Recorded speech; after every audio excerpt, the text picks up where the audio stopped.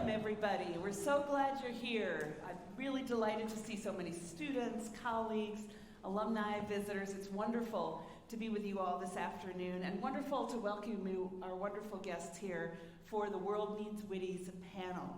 So this is going to be a really interesting conversation with 5 remarkable Whitman alumni. As you all know, Whitman's mission is to provide students with superb learning opportunities in the classroom, on the campus, beyond the campus, to help them prepare for the lives of purpose and impact that they want to have in the world.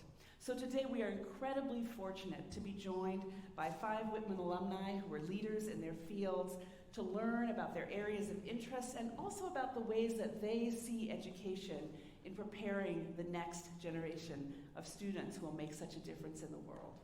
So you have biographies of our alumni panelists in your programs. I want to just introduce them very, very briefly so you have a sense of who's joining us here on the stage. So I'm delighted first to welcome Cecilia Kang. Cecilia is from the Whitman class of 1994 and was an English language and literature major. Do I have that right, Cecilia? She's a national technology correspondent for the New York Times and a best-selling author. Her expertise sits at the intersection of questions of technology, government, and regulation. And you can read about read her work almost all the time because those questions are so pressing in our world today. Cecilia, we're really pleased to welcome you. Our next visitor, our next alum, is Tom Lapham. Tom is from the class of 1999 and majored in Asian Studies.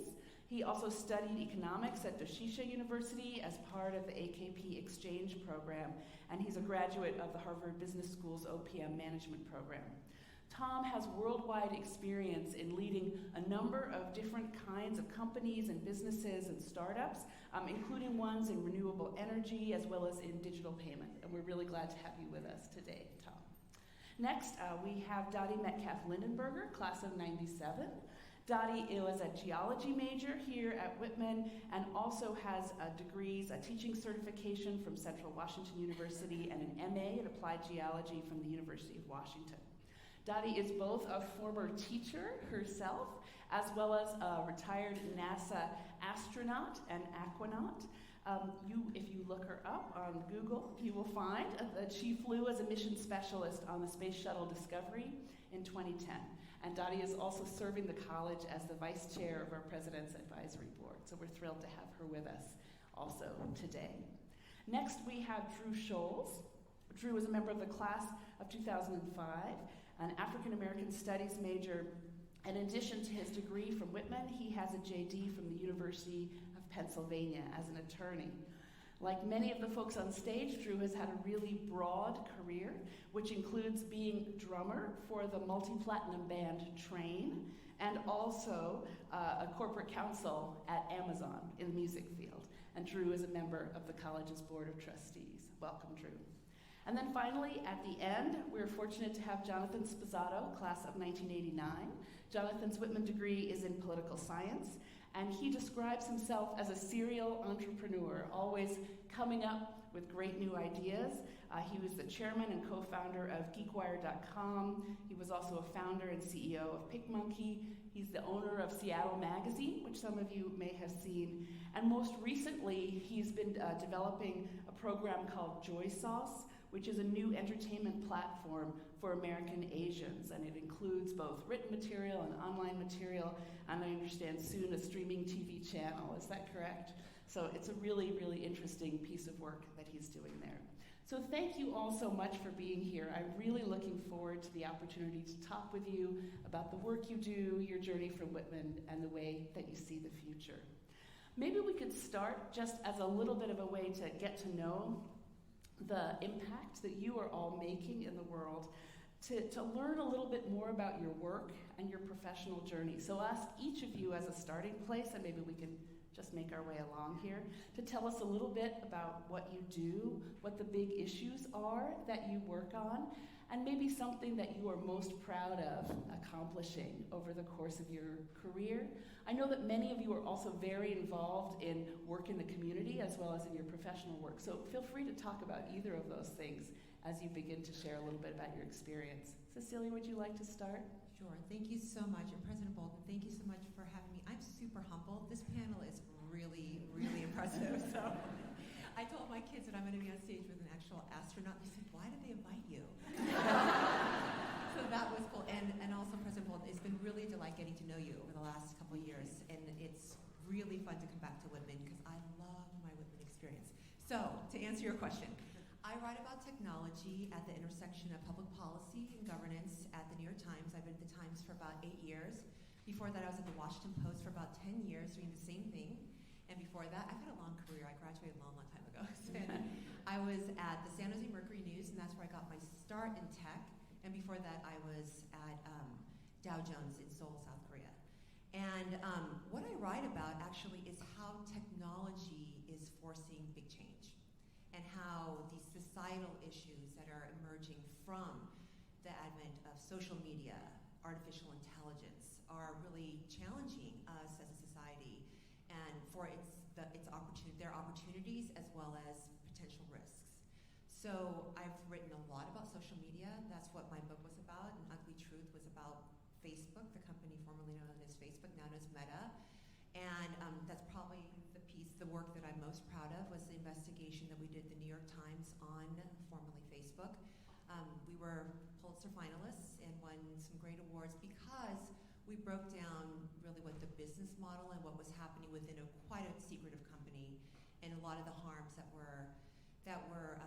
that the company was well aware of internally but did not disclose to the public. So that's probably what I'm most proud about. And I think, I'm sort of entering a whole new stage. I've been doing this for this particular job, technology and regulation, for, I don't know, I'm sort of embarrassed to say almost, 15 years or so, but it's never boring. It's super exciting, and I know we'll get to it, but a lot of what I did here at Whitman has completely prepared me for that. And so as we go into this next frontier of artificial intelligence, the questions are huge, enormous, perhaps potentially more consequential, and I'm super, not just excited, but really just grateful that I'm at a position where I have some wisdom now, and I can take some of that wisdom in my career to this very important new phase of technology. Thanks, Cecilia. Tom? Well, thank you for inviting me, and I'm also quite honored and humbled to be on the panel with this illustrious group of individuals, and hopefully I can give some content that makes people feel was worthwhile to spend an afternoon here. What I do most recently, and I also probably would put myself in the serial entrepreneur bucket, but my latest venture is one that I got the inspiration for after moving back to the U.S. After a 7-year stint in Asia. I'd had a business there, and left one day with the family on vacation, and while I was there, COVID hit, and we stayed for an extra week, and we couldn't get back in, and then we extended for another week, and pretty soon we'd been there for a month, and my kids had learned the names of all of the resort staff and figured out how to commandeer the golf cart and drive across and get free ice cream. Thought maybe we should come back to the U.S. and wait this COVID thing out. It could probably only last a month or two.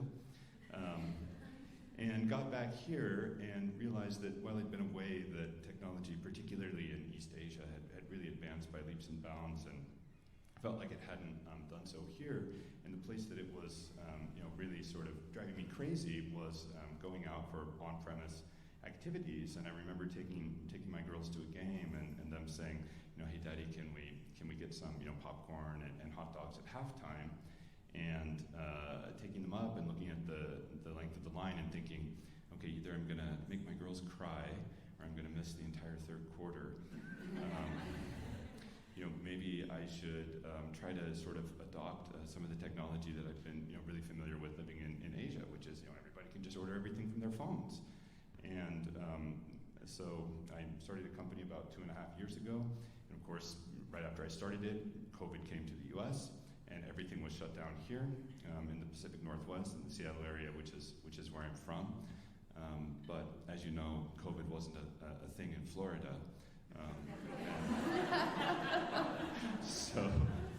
So we started signing up venues in Florida and signed up the Dolphins and the Marlins and Inter Miami. This was before Messi, so it was a lot easier, and the Panthers, and kind of started on the East Coast and have been working our way back, and just sort of jumped into a technology that I wasn't familiar with, but it was a problem that I kind of got obsessed with, and just having a wonderful time sort of putting this liberal arts education to what applications I can find for it. Great. Thank you so much. Dottie? Well, again, thank you for asking us here, and it's wonderful to be on this stage with everyone and be back at Whitman College. And I think that it's hard to always answer this type of question because I'm not currently an astronaut, but obviously all the work that I did that I now use is from that experience. And so now I actually currently work for myself, and I end up doing a lot of engagement at all different levels. I just returned from being a U.S. State Department speaker in Turkey, where I spoke to audiences of all different age groups, and sometimes I'm in classrooms with middle school students, high school students, universities, and business people. And I guess what I take from the opportunity that I was given by the taxpayers by going into space and looking back at Earth, this place that I loved studying here at Whitman as a geology major, that my goal is into the future to take that passion for our planet and to help us really understand the things that we take for granted, the things that we have that I hope that we protect for the future generations. As a geologist that then went on to study about hydrology, water always speaks to me, and it's such a thing that we all deserve. Of course, it's a life necessity, and yet we don't always treat it that it's that way. So I guess that's the platform I try to take wherever I'm engaging. Is I had an opportunity, it was paid for by taxpayers, I got it on kind of on luck in some ways because I had a student in a classroom ask a great question about how do you go to the bathroom in space, and it did change my life, and then I would want to change other people's lives with that. Thanks so much, Dottie. Go ahead, Drew. That's great. Hey, everybody, it's great to be here. Just a really awesome panel. I read the New York Times every day. I read GeekWire every day. I really do, actually. He has to. He works at Amazon. It's true. Yeah, so I work at Amazon Music. I'm a lawyer there, and I work on deals with record labels and artists, podcast companies. It's pretty cool. I get to negotiate licenses and deals and think about intellectual property matters. And as President Bolton mentioned, I used to be the drummer of Train, and also just played with a lot of different bands, both here in Portland, where I'm from, and then around the world. And so it's just great to be able to be a lawyer and think intellectually about kind of music issues. It's easier to show up to work every day if you're passionate about what you're working on. And although playing drums is more fun than sitting behind a desk for 8 hours, the end result of what I get to do, like work on a cool product where people get to listen to music, to live stream concerts, to listen to podcasts, to help artists monetize what they're working on in different ways, like merchandise, is really cool. I'm passionate about it. It's a good way to spend time. And so I think specifically something I'm proud of, I got to work with this artist named Kendrick Lamar. He's a hip hop artist. He's a rap music Pulitzer Prize winning artist. And we did a tour sponsorship with him, a live stream from Paris. And to be clear, the lawyer's really not working with Kendrick Lamar, so I should be. Yeah, I know.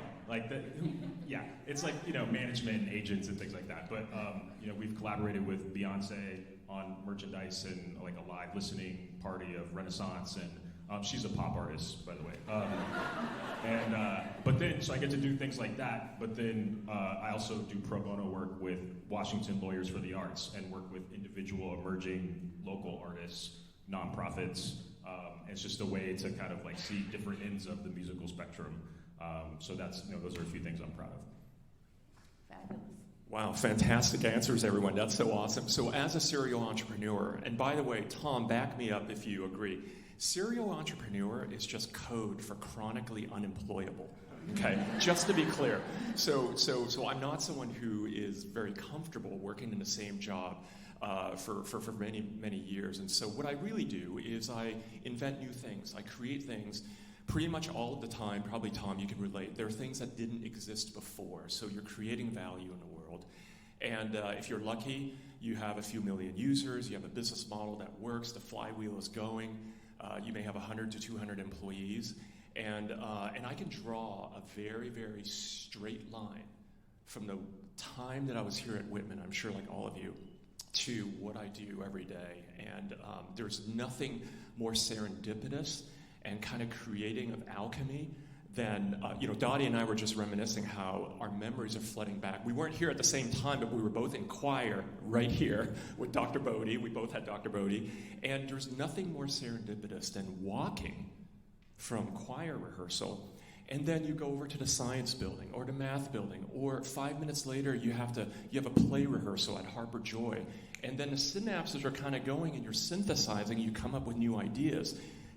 For an example of that is that GeekWire was born from the fact that I had just had dinner with the founder of TechFlash down in the Bay Area, Mike Arrington, and then I was going to a meeting with John Cook, who was at the Seattle Post-Intelligencer, and I'm like, wait a minute, how come there's not like a tech news site that covers the amazing tech ecosystem that's in the Pacific Northwest? So that's an example of the kind of alchemy that's created sometimes when things that are counterintuitively geolocated are together in a small space, and that's exactly what you have here at a residential liberal arts college that is as wonderful as Whitman College. And so what I'm most proud of is giving my employees a purpose. Most people in life, 90%, 99%, 100%, they just want to work on something cool. They want to have a mission, and they want to be purpose-driven. And so I'm most proud of the fact that part of my job really is not CEO, but Chief Motivation Officer, and getting people to come on board, come onto your mission, and to do the hard things, to leave their cushy job at Microsoft or Google or Amazon. Sorry, Drew. Actually, you're on my hit list. So, we need a good lawyer, in-house counsel. So, getting them to take a risk, because the rewards can be awesome. You're not guaranteed those awesome rewards, but win, place, or fail, it's pretty awesome to try. So that's what I'm most proud of.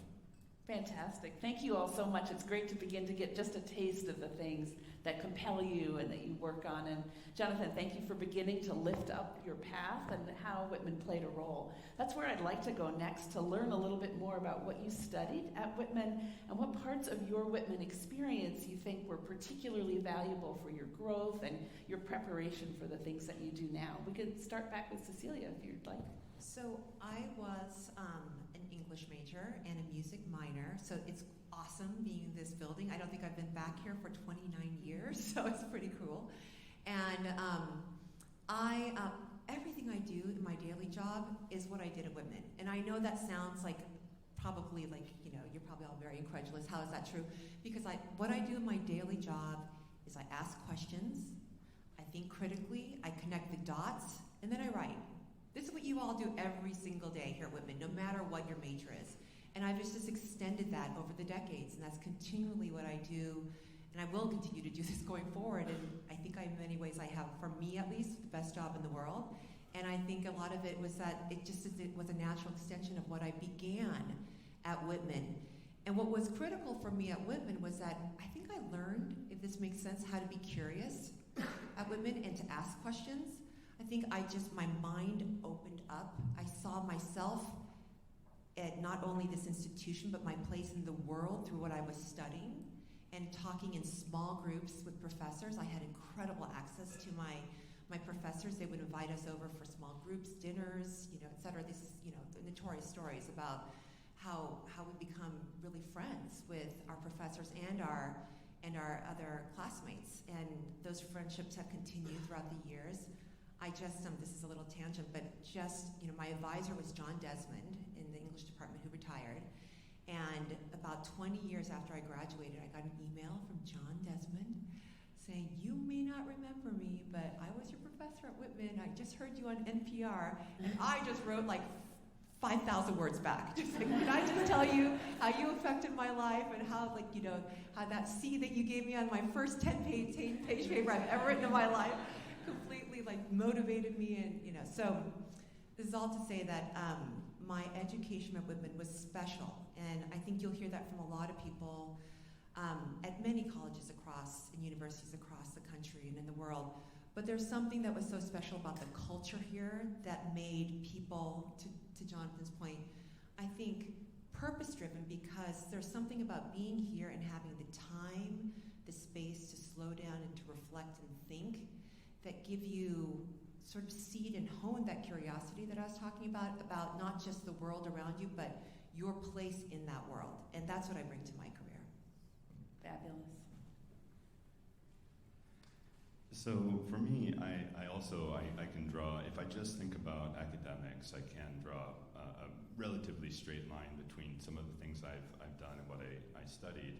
I was an Asian studies major, and I ended up building a business in China and selling it. So you might say, well, you know, that's pretty related. But when I thought about this question, I actually thought that some of the things that I was most grateful for during my time at Whitman was the fact that I had the opportunity to get involved in a lot of extracurricular activities that I probably wouldn't have gotten to do at another institution.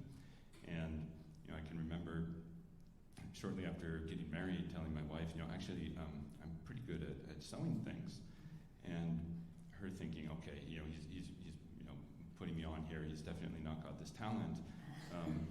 And sure enough, there was something that needed to be mended, and I took out the sewing machine and kind of surprised her with my talents and said, well, actually, one of my jobs when I was on campus was I worked at Harbor Joy, and I was sewing the costumes. I got pretty speedy because sometimes we were on a timeline.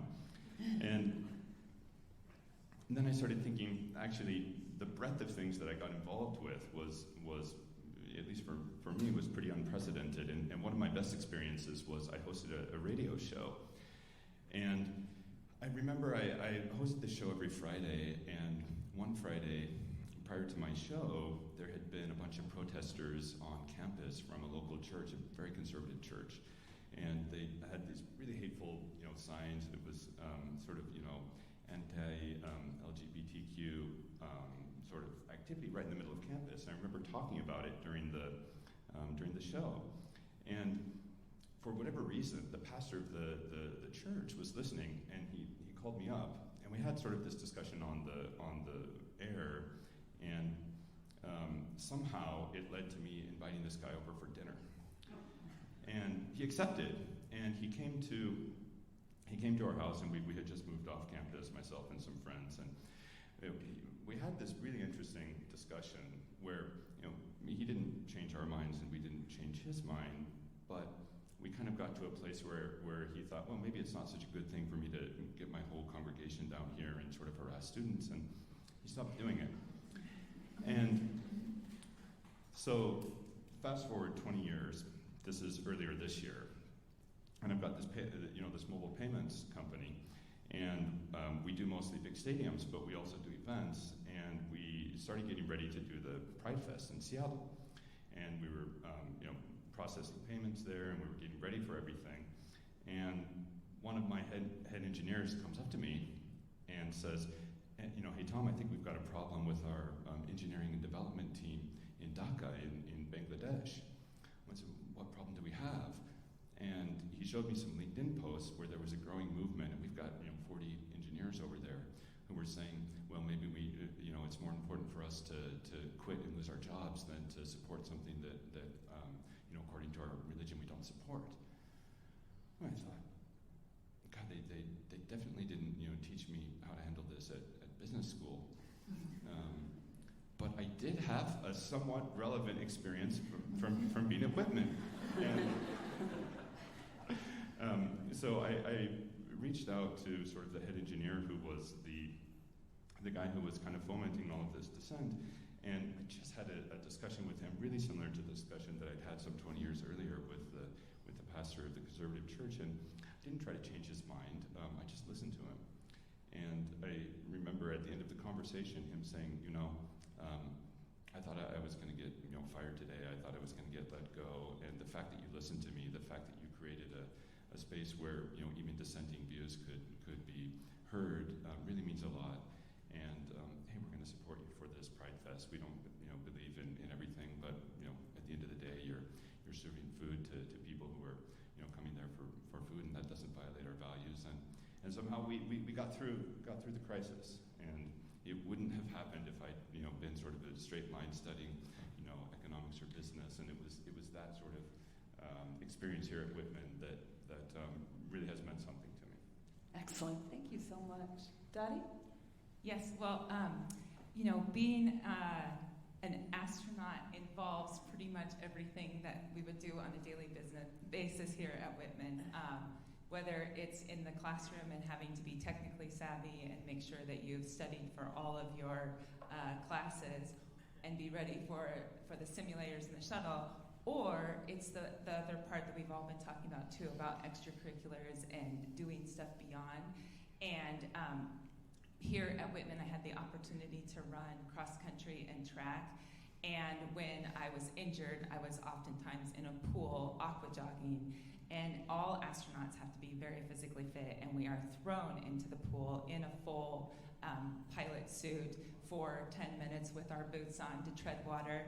And I was like, yeah, I used to tread water over in the pool all the time, which was great because there wasn't a lot of all the time did I always feel super confident in the initial astronaut training. And so things like that really helped me feel more confident. The same as having the opportunity to work in residence life. I was a residential advisor and senior resident in Prentice and also in Douglas Hall. And of course, working with multiple countries for the International Space Station, as well as multiple cultures, just even within NASA itself, is a lot like having a residential life experience. And so I was really thankful for that. And having, as you heard prior, I was a high school teacher, and I continue to teach. So always, residential life just seems to be key to kind of like how I try to interact with people. And it goes back to listening and having authentic conversations and appreciating where we're all coming from. And so I credit Nancy Tavelli, who just was retiring earlier this year. I credit her and her team for just really creating that within us as residential advisors. And then I would be remiss if I didn't mention the opportunities I had for internships, like with Bob Carson outside in Wyoming with grizzly bears. And I was totally petrified. I still, like, when people ask, like, when you're an astronaut, like, what are you afraid of? I'm afraid of two things, bears and lightning. And I was like, getting off the Earth kind of removes both of those things. But really, I mean, it's just the opportunities and the friendships, whether it's friendships with professors or friendships that we've built with across the years of our people that we lived with. Whitman, what we did here is fundamental to everything I've done beyond. Yeah, I agree. My experiences at Whitman were very influential on my professional choices. So I was an African American Studies major here, which was an individually planned major, and it was very liberal arts, interdisciplinary study of race and class. Now there's a race and ethnic studies major, which came about towards the end of my time here, so it was just great, to basically have that experience. And yeah, I mean, as a half black, half white kid from Portland, it was nice to come and learn how to think about identity and learn the tools, like the academic language, to be able to discuss issues like race. And it was a predominantly white space, but to learn how to be confident in owning who I was and have difficult conversations in and outside of the classroom was really influential for me. And that, to learn how to do that in writing too, has been helpful, to get my writing sharp, so I've used that as a lawyer. Even in my extracurricular work activities, I was on the Black History Month committee, the lawyer committee at Amazon, so thinking about programming that would be helpful, and I ran a panel on a Kid Cudi documentary. We talked about race and identity. That was very Whitman. I was having my Whitman hat on at that moment. But I played in a lot of bands here. I was in the jazz band. I was in the T-Tones. I was in improv comedy. Played at wineries. So anyway, I was very, very involved with music stuff. And so Dave Glenn was the jazz ensemble director here. He's very influential on me. Talked about, he knew that a lot of the folks playing in the jazz band were physics majors, math majors, had very demanding schedules, but we still showed up. We had to be there on time. You had to practice. You had to come prepared. And I just got a lot more disciplined about that throughout my time here. And that's the same in life. I have a 13-month-old kid now, and my time's very busy. But if you use your time well, you can build in all the things you're passionate about. So I definitely learned that from him. And I also booked. I was in ASWAC, so it was called the vice president of public events. So I booked bands, and so just to learn about the music business and have a budget and try to persuade people to increase the budget if possible, if I had a good use for it. I showed up to an ASWAC meeting and was able to do that. I had shaved my hair into a mohawk and was wearing an NSYNC type vest. I don't know what I was thinking, but it worked, so I was really expressing myself. But we brought Maroon 5, Death Cab for Cutie, OAR, Ben Folds, all sorts of cool bands on that budget. And then I ended up, when I was playing in Train, touring with these people, too. And Matt Nathanson was oh, I still have the pay stub from you, from Whitman College, But anyway, just to recognize that while you're here, both academically and in your extracurricular activities, everything you're passionate about and doing, it will come back in your life, and so that definitely has been the case for me. Fantastic. I just got an email from students looking to get Whitstock going again this year with some big bands. So I got that email last night. So Drew, I don't know if folks have been talking to you, or just shave your hair into a mohawk. Is Goldie here? Where's very Goldie? persuasive. Hey Goldie, thanks for your email. So that was your timing is superb, and we'll be very welcome. Jonathan. You bet. And the question again was, what did you major in? What did you do here at Whitman, and how? Okay, got it. Are you cool with that as my new chief counsel? That I interpret the question that way? Okay. So what I did was I majored in political science before it changed to politics, right at that change. And I also have a minor in a theater minor. And I would say that what I got out of Whitman, and I did a lot of things also, KWCW, Walla Walla. That was a great gig. 3 a.m. to 6 a.m., nothing better. So, yes, brutal. And you make it to class in time in the morning. So I would say that I have a saying, which is you are the average of the 5 people that you hang out with the most. And coming from an immigrant family, the wonderful thing was there were different languages being spoken in my house. But when I got to Whitman, I had never heard such eloquence and how articulate people like TKO or George Ball or these names still they still resonate, right?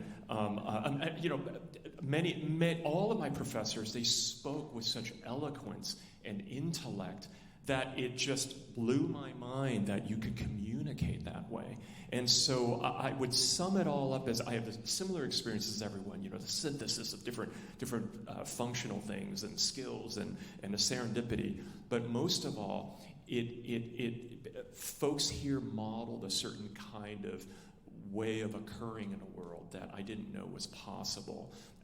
And that was incredibly important to me. In addition to sort of also that balance that I can relate to some of the experiences that you said, Drew, about how you have to learn how to exist in a primarily white space. Now, back then in 85 to 89, the language was less codified for that stuff. And so I just sort of felt there's something different about the way that I have to exist here relative to where I was before. But that aside, I think those are incredible skills that you have to then apply to being an entrepreneur and being able to communicate with anyone. So that's the number one thing, communication.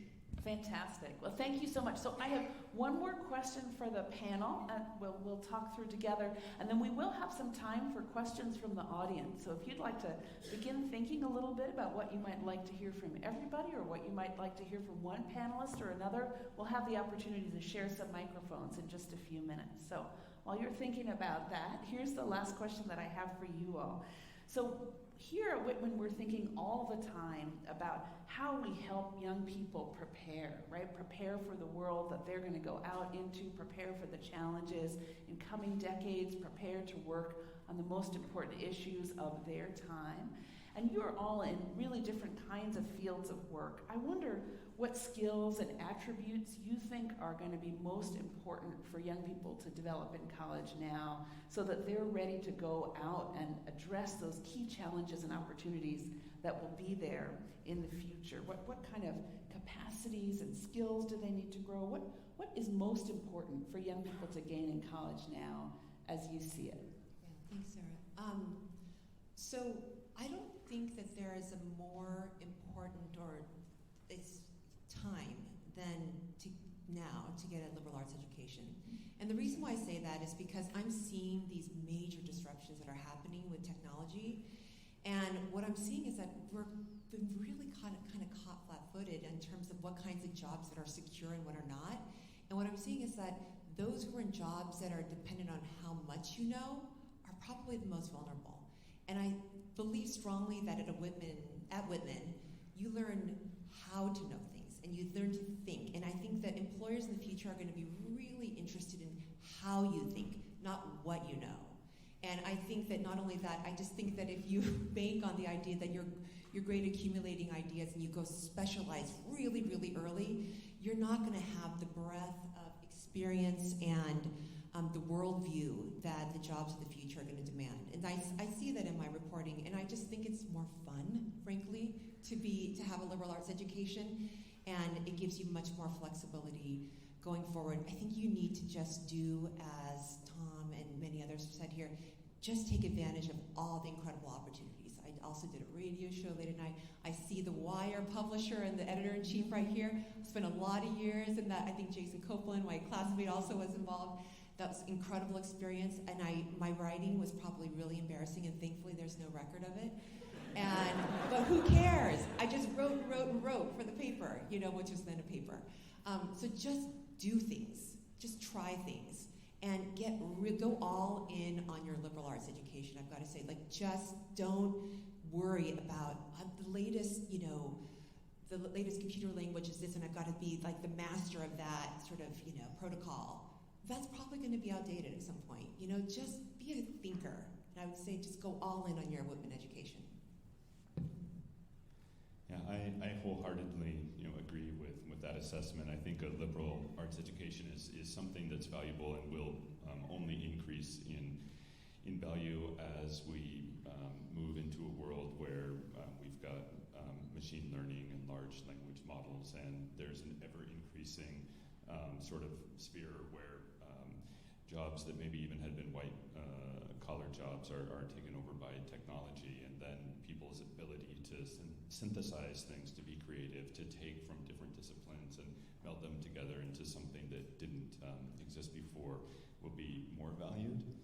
And it reminds me, I never forget when I was in elementary school, my father's elder brother, my uncle, had a very sort of high-prestige job designing circuit boards, and was very well-to-do and very showy about it. And as all of this sort of circuit board design became more automated, he didn't have something else that he knew how to do, and he went on a sort of long decline. And that always stuck with me, that learning something specific rather than learning something, learning how to think, really is putting all of your eggs in one basket. And while we may not be able to predict what's going to happen to each one of those baskets, we can predict with a high degree of certainty that they're all going to change, and people who flexible minds and flexible sets of experience, I think will do well.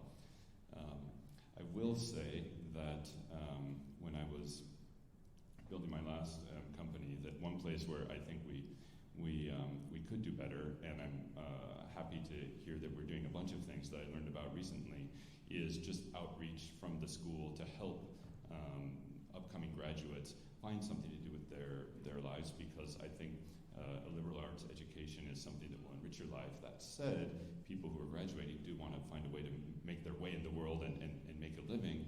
And in my previous two companies, my business school, which shall remain unnamed, regularly sent candidates and internships and people to me, and I didn't have this from Whitman, but I'm very pleased to learn just today that going forward, 100% of students who come in to Whitman will have a career counselor, and there is a finance accelerator that is getting started, and there is a big sort of push on helping people make that transition from graduation to entering the workforce. If there's any sort of upcoming graduates who are interested in machine learning or large language models or programming, please reach out, because we're quite interested in all these things with what I do, and would love to be sort of a bridge between academia and industry. Excellent. Thank you so much, Dottie. And as was mentioned earlier, I think almost everyone, some of the things I always recommend are 4 C's: being curious, so we've touched on that, being challenged, which I don't think is a problem for any Whitman student in any area of their life. But I do want to always say that it's the parts of being courageous, and I think that's also something that is really developed here at Whitman, where you can try things that you didn't ever imagine yourself doing. We heard about this last night, about the young woman who had even just gone climbing that afternoon for the first time in the climbing gym. But whatever it is, whether it's taking on a social issue, joining a club, those things continue out into our lives beyond Whitman. And so being courageous to do the things that you never even imagined yourself doing. And then the championing, the giving back that we were just talking about, and really looking out, whether it's within the community that you have in a classroom with your peers, or if it becomes the world as your community, or you're running for an office. I just think that Whitman students also are really great at going back and championing for others. That's great, yeah. And just to lift up more about what you were saying about being courageous, I'd say taking risks, like being open to taking risks, smart risks. I originally was thinking when I'd study abroad, I was like, oh, I'll just go to London, like all my friends are going. London's cool, by the way, great city, no disrespect to the British people out there. But then, I had a friend who pushed me here, was like, why don't you try somewhere different? And so I studied abroad in Botswana, and it was just like a way more rewarding, life-changing experience for me. So I was open to that. And also while I was there, I ended up touring with an Afrobeat artist around the country, and then wrote a paper about it. That was how it was cool. But then I was like, oh, I want to do this for a living, and if I wouldn't have gone, taken that risk, and gone with that experience, I don't know if I would have been a professional musician after school. So that was great. And then I think just having empathy. I think Tom was touching on this with his conversation with the pastor, but having hard conversations with people who think differently than you, respectfully, and working to understand and deep, practicing deep listening, and then finding a way to be collaborative. There's, for me, I worked at the Intercultural Center and worked on something called the Tunnel of Oppression, and it was pretty intense, and it was a way to show little vignettes into different ways that people experience discrimination, on campus or in whatever space they're in, and it was pretty life-changing experience for people involved and people that went through this interactive experience. But I think it led to really productive conversations, and I think the skills that you're learning now to have those hard conversations and show empathy, see things from someone else's perspective, that's going to help Whitties solve the most difficult problems in the future. So push yourself to have those hard conversations now, and so you can make a difference when you leave and while you're here. Sarah, it's really hard to go last because everyone's so smart. I have to come up with something differentiated. I would say that higher ed, if it's doing its job, teaches you to ask why. And RFK in the 60s, that's Robert Kennedy for those of you fine arts majors out there. I'm kidding, I'm teasing. He famously said that instead of asking why, ask why not. And I'd like to humbly posit yet another word to add to that. It's something that you want to develop, incubate, really internalize, which is why not you? Why not you do that? Because why not you play in an amazing band? Why not you be an astronaut? Why not you be an entrepreneur? Why not you be a famous New York Times writer and author? So these are the things that I would encourage you to think about. I have a 14-year-old, and one of the main things my wife and I talk about is how do we instill the right amount of confidence in him? And I have to say, this is the sort of some truths here, is that in industry, oftentimes when I talk to a really smart, wonderful, well-intended witty, just by way of kind of relative to other potential candidates, they're sort of a little bit more soft-spoken or humble about what they can bring to the table. And I have a saying, which is, you get the love that you think you deserve. And I think witties deserve a heck of a lot of love. So walk with more swagger. It's okay. You can afford it because you come from an amazing institution, one of the best in the country. Just know that. Don't have any doubt about that. And so in addition to all the wonderful things that other panelists have said, develop that confidence. This is the place to do it and to screw up fast. Who cares if you are not a great singer and you're in choir? Who cares if you're the worst lacrosse player on a team or the worst actor on Harper Joy's stage? Just try those things so you know where your limits are, and it's okay. You get comfortable with being uncomfortable. So develop that confidence. Excellent. What great advice. And great advice for our audience, with you have confidence to ask some questions. Yes? Excellent. So we have some boxes to pass around, and we welcome the questions that you may have. We have one in the back. Thank you, distinguished alumni. Mr. Sposato is laughing because he said I should prepare a question. And when Mr. Sposato asks me to do something, I do it. I'll ask the question first, then give a footnote. How did your education and experience at Whitman College prepare you to go out into the world and engage productively with people who thought, looked, felt different than yourself? The footnote is that there's a general belief that most students who come to Whitman think a particular way, and that there really is not a range of a variety of opinions that engage with each other. Now more than ever in a polarized world, I imagine that's what we need.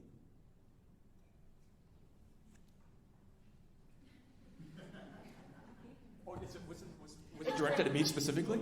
Anybody. Oh, it's for everybody. Anybody can speak. Yeah, anybody. Not everybody has to, but anybody is welcome. To be honest, I'm still learning how to do that. I think the wonderful thing about Whitman College is that it's organic. It's sort of like a living organism. It's always changing and growing. And I will say, as I believe the oldest panelist, oldest person on the stage, actually, I think the time that I was here, it was an incredibly homogenous place, and I don't, other than the fact that I was by definition did not look and talk and come from the same general background as a lot of my other friends here. I don't know that preparation necessarily took place there. I'm still learning how to do that. So that's my honest answer. Actually, another component of the answer has to be some of the really going back to the quality of the faculty here at the college, whether it's Dr. Barkin's comparative politics or Dr. Wyman's comparative religion, and again, I hope these names are still resonant. That it just opening one's mind to the world out there and being able to window into that large world through the little tiny, residential college here in Walla Walla was I think very necessary. So. Would anyone else like to speak to that? Guess good. Any other answers?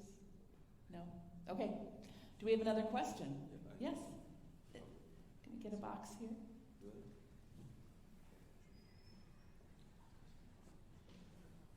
I got a question. Oh, right there. Go ahead. I've been thinking about, like, you said that in this current world, fast moving, we should be like a good thinker. Do you think what was like a crucial, because college is like a crucial part of shaping that? What do you think was if you look back at your Whitman time or maybe during your life, what do you think was the key that shaped you to be like the thinker that you are right now? That's a great question. Yeah, what do you think was key in your experience at Whitman that made you the thinker that you are right now, right? That made you you talked about becoming a great thinker, but what actually helped you become the thinker that you are right now? I think that taking the classes of distribution that we had to, because I feel much more comfortable in the STEM fields, and unlike Cecilia or others who are good writers, I don't always feel the most comfortable in those places. And I had a philosophy class and an English class my first year on campus that really stretched me to think differently and to really listen to those that were either in upper grades or just had different ideas and ways of thinking, and that helped me start to try to work harder and develop those areas of my, not expertise, I guess. Anyone else? Definitely that, Dottie. I would agree with that, and as well as the interdisciplinary aspect of the education. I also think there was something special about residential life and the campus life that fostered that. It was from day one, the conversations with your dorm mates at 2 a.m. that went into the early hours of the morning about, we thought we were so smart, we're talking about Nietzsche and stuff, but it was very formative, and we challenged each other, and, probably could have challenged each other more, but that was huge. I think it was just everybody wanted to talk and think and debate and, raise the big questions. I remember that so distinctly, about sitting in the hall of the B section of Anderson Hall and just on that really gross carpet that probably still there, and just, and having ordering Pizza Hut, it's 4 a.m. and just talking and talking and talking, and who cares for the night. I think residential life is really special here, and there's something about the small campus and being able to get to know so many of your classmates that was a really unique thing, and it was just the pace of things. I said before, things, you have the space and time here, and I really do mean that. It's the time to be able to just think. It's not the rush to the next class and jockeying for, against 300 people to get into the, Chem 101 class at a bigger university. It's just being able to take the time to get to know each other, to respect each other's ideas as well. Hello? Okay. Thank you, Cecilia. Yeah, I would say I learned from a history professor, Professor Nina Lerman, philosophy professor Julia Ireland. They were very influential on me in my writing. So I would say just work on your writing. I think a lot of you, if you're here, you probably, you got great grades in high school, and you probably continue to get good grades. And I remember Professor Ireland saying something like, Whitman students get really good at cranking out a paper the night before, and you can just crank it out, and that's it. But you're probably not rereading it, you're probably not editing it, you're probably not getting it super precise, right? And you might get an A on that paper, so you're well, I did something right, so I can move on. But I would encourage you, just get your writing lean and mean and pithy and sharp and edit and like go to office hours and actually engage your professors and learn more and just take advantage of the writing center if that's a thing, because like probably no matter what you end up doing, like writing is going to be important. So I'm sure you're already a good writer, but like you can be better. Like no matter what your grades are telling you. So read the comments too. Like I remember I would just get an A on a paper and like not, at least initially, I wouldn't really feel bad for the, Professor Rogers Miles who like wrote all these like thorough like notes on my like encounters or whatever first year. Trying to think whatever the first year seminar is called core. Like read those comments. Like your professors take a lot of time to help you become the best writer you can be. Read the comments, improve. But don't be afraid. It's not just about the grade. That wasn't the question, but Nina Lerman and Julie Ireland helped me think. Jonathan, did you want to add something? Is it okay if I actually tag back to Kazi's great question? Because I want to scratch Kazi's itch, because I respect him so much, and he asked a great question. And is he still here? No? Oh, he's gone? Okay. I know, so he was disappointed and left. Yeah, darn it. Yeah, story of my life. So I guess what I'm trying, as a reminder, his question was, how did Whitman teach me to, interact, relate, get along with people who don't look or talk like me or whatever? And there was one way that it did, and I'm going to sort of hopefully wrap it up in a little bit of a bow to conclude at the place, which is Whitman College and these years from 18 to 22 or 21 or whatever, it's too early to start separating. And I would say, this is going to end in optimism, don't worry, that when I was here, it was a time that was confusing to me, that as kind of a working class kid, Asian American, my parents didn't have money, and you'd get here, and the social constructs that we would arrange ourselves to, obviously it's good to have esprit de corps about certain things, but I felt from my perspective that there were just such marginal differences between these groups. I'm like, you all look like the same kids to me. I don't get what's the difference between this one and that one.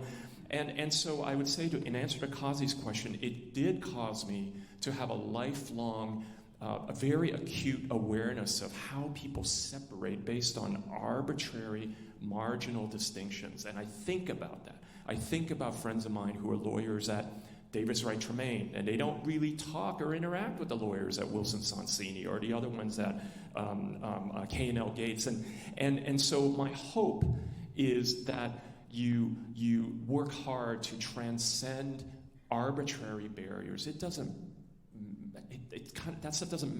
shouldn't matter moving forward, and don't persist those moving forward. And that would be my refined answer. Excellent, thank you. I think you have the last question. Go right ahead. Okay, this is working. Okay, great. I want to thank the panels for being here. As a first-year student, it's really helpful to see what a future career or a future for me as a Whittie would look like. So thank you all for being here. My question is, how did the Whitman brand accompany you throughout your employment and career? As in, how was it recognized? How did it impact you and your mindset, and so forth? Additionally, or alternatively, how did the Whitman network help you connect in your future employment journeys and in your career opportunities? Excellent, great question. So how did the Whitman brand help you out in the world, and how did the Whitman network help you, if it did help you, find your way? Does anyone want to respond to that? Yeah, Drew, you nodding? Yeah, Aaron Prine has helped me get like 3 or 4 jobs in my life. So I came here for my 5th year reunion, and I was like reconnecting with the college, because I think what happens is like you leave and you're like, well, I guess that's it forever, but that's not true. You come back for reunions, you reconnect with your friends, and you're like, oh, this is cool, like I want to stay involved, right?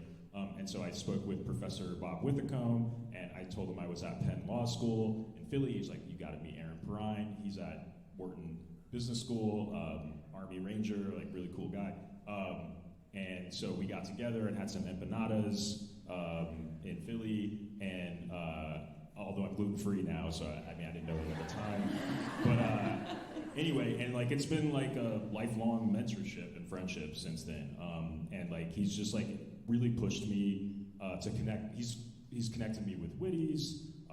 Like I was applying for, like when I was in train and I was like having this feeling like I wanted to come back to being a lawyer, which is like probably the only person who ever felt that way. I played like a sold out like Key Arena, formerly Key Arena in Seattle. It's like the pinnacle. Like playing in the Northwest. So I was very proud. And then the very next day, Aaron's like, so what's next? Like, what are you going to do next? And so he always pushed me, but like always being willing to connect me with other Whitties. And like, it doesn't mean you get the job, but like Whitman people are always down to take the call, Like, I remember like when I first moved to Seattle, like he connected me with Andy Braff, who is a Wilson Sonsini lawyer. And like, Andy connected me with somebody at his job who was not a Whittie, but like it did end up leading, to a job, which was cool. And then another person was like, oh, you should meet John Stanton. And I'm like, who's that? And then I knew who that was. But then he took the call, like, owner of the Mariners, like former chair of the, trustees, but just because I was a Whittie, like, he did not know who I was, so the Whitman Network is just helpful, even just to like have informational coffee sessions with folks and learn about what they're doing. Like, I didn't know what a lawyer was, and so you get to meet, you can just if you want to be a lawyer, but you don't really know what that means, just reach out to your Whitman Network, and you can find out, oh, there are environmental lawyers, like Jane Carmody at Perkins Coie, there's Secretary of State, like Jenna Griswold, my former Penn Law and Whitman classmate, in Colorado. There's like all sorts of ways to be a lawyer and engage in public service, and there are a lot of Whitties out there doing that. So don't be afraid to reach out to your Whitman Network, and shout out to Aaron. Excellent. Thank you. Would anyone else like to speak to that question? Yeah, I mean, I think maybe one thing that's a bit sort of implicit in the question is, what effect on your future career would it have to, have Whitman, sitting on your resume or next to your name, and is that going to be really transformative? And I might be a bad one to ask because I've been, sort of marching to the beat of my own drummer rather than applying to workplaces. But in my experience, and I also went to business school at Harvard, I went here, neither of those have helped me. Having something sitting on the resume, I can't say I can draw a straight line between having a brand name and getting something. The way I think about it is sort of in three buckets. The benefit that I think I got, or I think students will get from their time at Whitman, and I would say about a third of it is the sort of specific academic things that you learn while you're here, and maybe a third of it is kind of the internal thinking and the person that it shapes you to be. And then the other bucket, the other third, would be, I think, the connections that you make.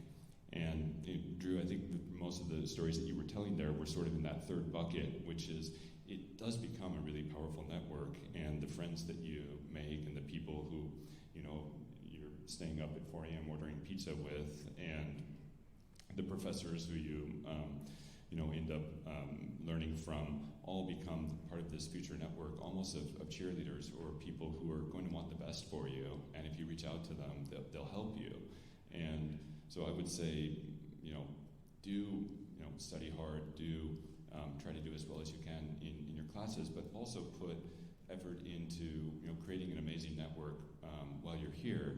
And I'm still friends with a lot of the people who I graduated with, and it's enriched my life in ways that are hard to measure. But I would say more than just having a name on a resume, it's that network of people who and really just amazing individuals who you build up during the time that you're here that will follow you through the rest of your life and your career. Excellent. Yes. So I live on the East Coast, and I have lived on the East Coast for, 20 years now. And I assumed that nobody on the East Coast knew about Whitman. I had this weird sort of inferiority complex, just do people outside of the Pacific Northwest know about Whitman? And I was so wrong. People know Whitman. The name carries strongly across the country. And I have a daughter who's in college now. Whitman came to recruit, I believe, in the region. People know Whitman. So it's funny when people say, where'd you go to school? I'd say, oh, this school, I don't know if you've heard of it. It's called Whitman College. Of course I've heard of it. It's a great school. So the reason why I mentioned that is also kind of implicit in your question is the question of whether the name carries. And I will very firmly say it absolutely does. And can I also say, implicit maybe in that question is it helpful to you as you seek careers and getting that first job in the workplace and within the workplace? Absolutely, for all the reasons that I went on way too long about, because of the way I think, the way that I now confidently approach my job. So many of my peers are at schools that they went to schools that are, mythical in sort of stature. A lot of my colleagues are Harvard, Yale grads. They have nothing on me. I mean, in the sense that, I just want to say, and I don't mean that to be arrogant, but I see now that in many ways, the differences didn't really matter except the name. And I just want to send that message to you all, because I'm hoping that nobody had the complex I had, because it was a stupid complex that I had, because it shouldn't exist. And I'm, pound for pound, as qualified, if not more, after all these years at what I do. And I'm hoping that you all take that kind of attitude going forward, because that is the reality. I'm not just saying that to be, motivational. I'm saying that because that's the truth. Excellent. Go ahead, Dottie. You And got the I last really word. wanted to build on what Tom said about just the relationships of cheerleaders that are out there, where the investments that you make with your peers as well as with your professors. When I was down at NASA, Pat Spencer came with a group of Whitman alumni in the local Houston area, and I was able to give a tour. And later, I know many people from the Whitman community were miles across the river as I was getting on board the shuttle. And as the last person boarding on as mission specialist too, it's pretty awesome to think about your family, your friends, and your Whitman friends across the river cheering for you, and knowing that you wouldn't have made it if it hadn't have been for all the efforts that they had put in to make sure that you got there too. So I would say they're a very powerful cheerleading crowd. Fantastic. Well, thank you all so much for these beautiful.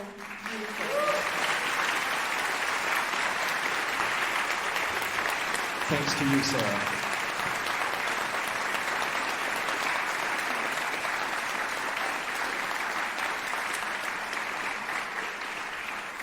What an honor to be with all of you this afternoon, and it's so exciting to have you with us. Thank you all again for being here. We're going to adjourn from this wonderful gathering back outdoors to the celebration on Ankeny Field, which will feature amazing musicians, including some on this stage, as well as student musicians. There will be food, yes, free food, students, free food on Ankeny Field. Lots of opportunity for more conversation with these wonderful alumni, as well as many others in the audience. Again, thank you all so much for being here and for bringing the Whitman experience so wonderfully present here in this moment and forward together for the future. Thank you, everybody.